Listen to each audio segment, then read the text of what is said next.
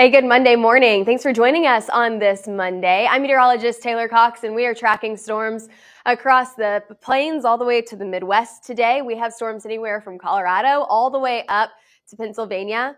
The storm risk shifts to the east for tomorrow, and we have strong winds associated with that. So we're expecting those strong winds and maybe even a few power outages by tomorrow.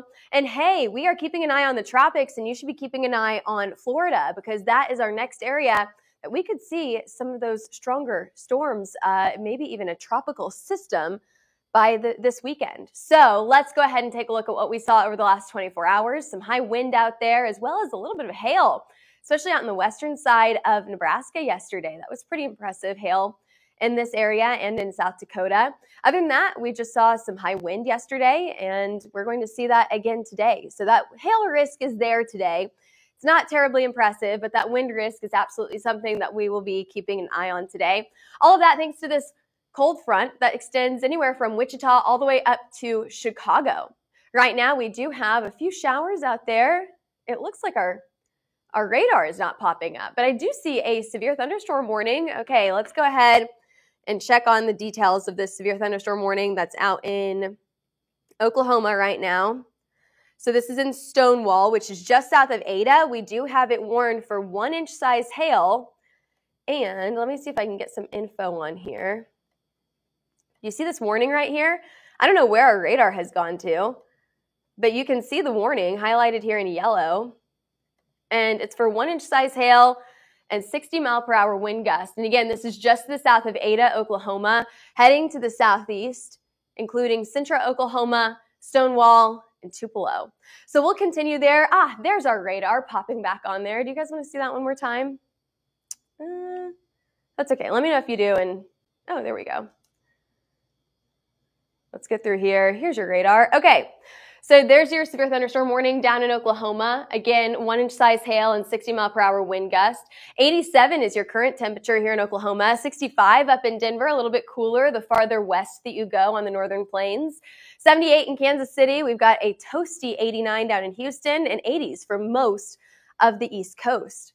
Now, whenever we talk about that hail risk today, it's a very, very low risk for today.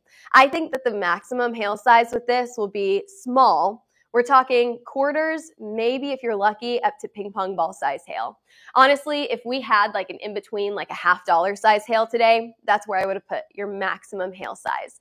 It's a low risk for today. Primarily anywhere from southern Oklahoma, so right where we saw those storms right now, Ada, Oklahoma, yes, you are on the path for some of those stronger storms today, maybe the best chance for producing hail anywhere from Ada all the way down to Wichita Falls, Texas, Wichita Falls, Oklahoma, Texas area. Oklahoma City, I put you in a level 2 risk for hail today. If you get anything, maybe quarters, maybe. Springfield, Kansas City, St. Louis, all in that level 1, that very, very low risk for hail today, and even Chicago in a very low risk for hail today. Now, whenever we talk about your wind risk, it's a lot wider of coverage here. We also have a better chance for high winds across anywhere from the West Coast all the way out to the East Coast. So this includes all the way down to the south into Arizona and New Mexico, into Texas as well. We'll go through some of these states here and talk about your best chance for high wind. It's a level 1. It's a low risk out on the West Coast today. From Tucson to Albuquerque, while you do have a high wind risk, I think that your better risk for today is going to be, or your more impressive risk will be for that flooding. In Wichita Falls all the way to Oklahoma City and Memphis, I think you could see some high wind in these areas, but as you go farther up to the north, sure, could you see 60, 65-mile-per-hour wind gusts? It's possible. However, I think really what you're going to see here is that flooding risk as well. You're going to have several rounds of storms here. Columbus to Pittsburgh, 60, 65-mile-per-hour wind gusts are possible. And then another risk down in Baltimore. So a lot of people are in the path of these pop-up showers and storms for today. What we're really watching for today is a seemingly random, just over and over and over round of storms. I'll give you an example here. This morning in Oklahoma City, we had storms in the northern side of the city that most people woke up to or maybe impeded their morning drive. But we cleared off, right? We're dry right now. And we have another chance for storms later on today. So it's just kind of over and over pop-up showers and storms as we head into the afternoon hours here.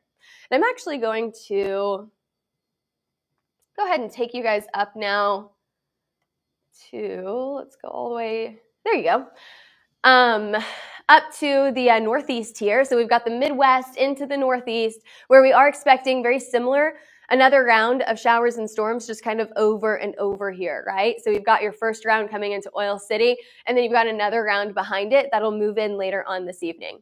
So this will be through the afternoon and evening hours. For some of us, it will impede our evening drive. So make sure that you, before you hit the road for your evening commute, take a look at the radar, make sure that there's nothing coming your way. Again, in this area, high wind, I think, will be the biggest impact. We've got storms through Cincinnati, even into early tomorrow morning. Now taking you down to the south. So here's Cincinnati once again. Here's Kentucky. We've got Tennessee, Missouri, Arkansas, all included in this risk for today. And again, high wind is going to be one of the biggest risks that we see on the board for today. There's your timeline. Do we have any questions before I move on here? What questions do people have today? Pretty quiet chat today. I'm very surprised because we have a lot of people in the path for storms today. Now, comment where you're watching from, and we'll try to tailor this forecast to your city specifically whenever we know where people are watching from. Here we are in St. Louis right now, about 8:30 this evening. We are expecting another round of storms. So you're going to have that on and off rain throughout most of your afternoon and evening. Now, it's not going to rain the entire afternoon and evening. It's going to be on and off, right? So here's your risk today. Monday, coast to coast. We've got a risk on the West Coast. We've got a risk on the East Coast. We've got a risk down the plains. For tomorrow, we really focus on the East Coast here, where we have higher winds anywhere from Maine all the way down to Mississippi. But really what we're watching for are those really strong winds from Pennsylvania all the way to the northern side of Virginia. Now with this, these strong winds can knock over power lines, maybe even cause some power outages. On Wednesday, we have a very low risk for storms not popping up on the map quite yet. So we're going to see these. This is very common this time of the year, where it's just pop-up storms over and over and over. These pop-up storms are most likely going to just continue throughout the rest of the week, where we don't have any major system coming in, but just kind of on and off storms that could cause some small hail and some high wind gusts. The tornado risk here is very low right now. And you can see exactly why. We don't have any major systems coming through. What we watch for on our upper air maps to identify a major system are these troughs, these dips in the jet stream here. And we're really just not seeing that. We've got a little one that is intensifying tomorrow out on the East Coast, which is why we have those stronger windstorms on the East Coast tomorrow. Other than that, it's pretty messy, where we have high pressure systems and low pressure systems across the U.S. And what that's going to do, and what we can definitely tell you about your weather into the end of the work week. And what's the end of the work week? The end of the work week is 4th of July. Yes. So as you're celebrating and you're getting out and celebrating Independence Day, what you're going to see is you're going to see that warm air moving in from the West Coast into the Central Plains. And that is whenever we will see these warmer temperatures as we head into the 3rd, the 4th, the 5th day of July. How warm are you asking? Well, look at this. We've got the 80s and 90s from Oklahoma to Texas today. Pretty similar for tomorrow as well. We've got these really warm temperatures out in the West Coast from Boise to Salt Lake City, where temperatures are almost reaching triple digits today. But we're going to see that moving into Oklahoma and Texas as we get closer to Wednesday, Thursday, and Friday. So I hope that your 4th of July plans include a lake or maybe a pool day, something to cool off, because look at this, Dallas on Wednesday. What is that, the 2nd or the 3rd? It's hot. It's almost 100 degrees, triple digits out there. 97 out in Houston, 88 in Corpus Christi, and we are still holding on to the 90s, anywhere from Denver all the way up to Rapid City and Billings. Okay, what about Thursday? A lot of people taking off Thursday to get set up for 4th of July. Ooh, that's a lot of red. Okay, we've got a lot of 90s out there. 89 in Birmingham, 93 in Memphis. We have officially hit 100 on Thursday out in Central Texas. So yes, we see these really warm temperatures. We'll call them hot temperatures as we head into 4th of July. July 4th forecast here, looking just as hot as the 3rd. So we've got that warm weather coming our way and sticking around through the end of the work week. What about next week? So July 5th through the 9th, it looks like temperatures are likely to stay above average, especially from the central to the east portion of the U.S. And we're staying pretty active with this wet weather coming in from the central to the western portion of the U.S. It looks like your rainfall totals are likely to be above average as well. What about July, August, and September. So going into the end of summer, even the beginning of fall here, it looks like those temperatures are likely to stay above average. We're trending warmer than normal out on the West Coast and on the East Coast. So it looks like temperatures stay pretty warm as we head into not only this week, but also through a good portion of the summer. So find those ways to get cool. Make sure you've got your sunscreen on because warm temperatures often come with a lot of sunshine. Now let's head down to the tropics. Let's head down to the Gulf and talk about what we've been seeing out there. Our second named storm for the Atlantic this season, Barry, just made landfall late last night. Now, this was only a tropical storm for 12 hours. It was here and then it was gone very, very quickly. Now, the next area that we're watching for is out in Florida. So Central Florida, we're really not watching for anything in particular this week. However, next week, in the next 7 days, so we're talking about this weekend, we could see a lot more activity in this area.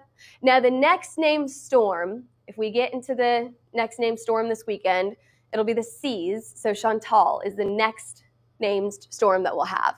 So we'll see if that'll happen. 0% chance for tropical cyclone formation in the next 2 days. However, you give it the next 7 days. So we're talking about 4th of July, the 5th, the 6th. That's whenever we'll see a lot more activity along Central Florida. And I think that's it. That's your forecast. No questions. I'm shocked. Pretty quiet Monday, which I get it. You know, we're all waking up on this Monday. We feel that here at Hail Trace. Even our computers had they were running a little slow this morning. So here's what we're doing. We're going to get some coffee in us. We're going to continue to post on our social media pages, and we're going to continue to keep you guys updated on the tropics, on that heat, and on those storms that are happening right now across the U.S.